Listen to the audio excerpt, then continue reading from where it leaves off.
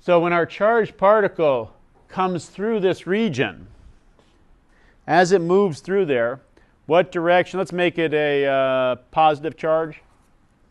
If a positive charge is moving through this region, what direction is the force from the electric? Well, draw a free body diagram.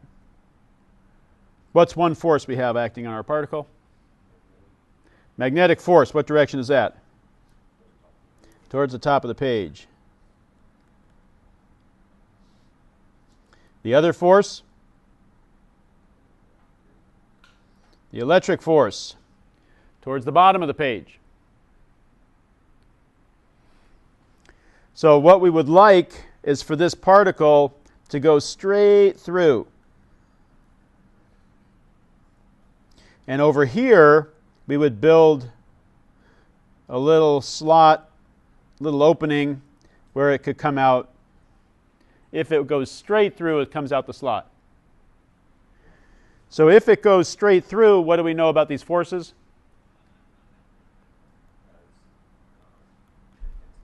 Right. They're going to be equal to each other. They're going to cancel out. Their effects are going to cancel. And what is the electric force? Is just the charge Q that's moving through the field multiplied by the electric field. Right? QE is the force on a charged particle in an electric field, and the force on a charged particle in a magnetic field, QVB, and they're perpendicular to each other, so the sine of 90 degrees is 1. I'm not going to write it down. And so we get, it doesn't matter what the charge of the particle is, the velocity times the magnetic field has to equal the electric field. So if the particle is going too fast, what happens to it? It goes up, right? The magnetic force is bigger than the electric force. So if it hits up here somewhere, this is too fast. And if it's going too slow, it hits down here. And if the velocity is just right,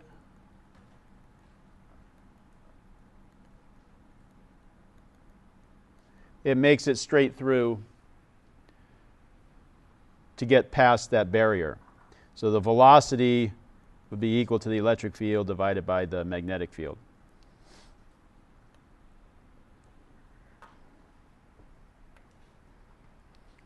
So this is one example of where we might use something like this. The book also talks about another situation with blood flow.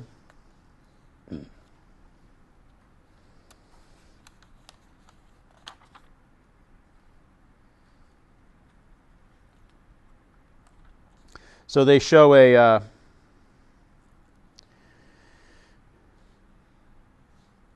blood flow in an artery. So you've got, I'm just going to draw it in 2 dimensions here, right? But the blood is, has some positive and negative ions in it. And they use 2 colors. Maybe I'll try to do that too. So we've got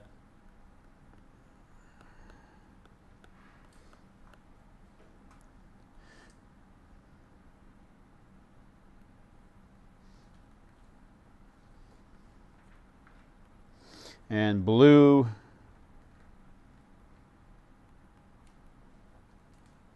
positive ions, and of course they're all mixed together in the flow of blood as the blood is moving in this direction.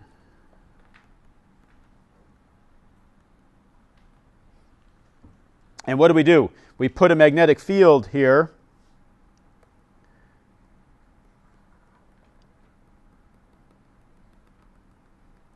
And we'll direct it into the page.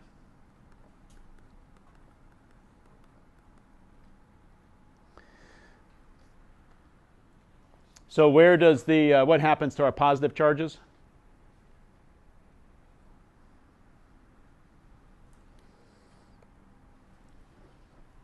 sort of like that. And where the positives end up, the negatives? At the top, sort of like that. Okay, so there's a separation. There's obviously some that still aren't, they're still mixed together. And when do they stop separating?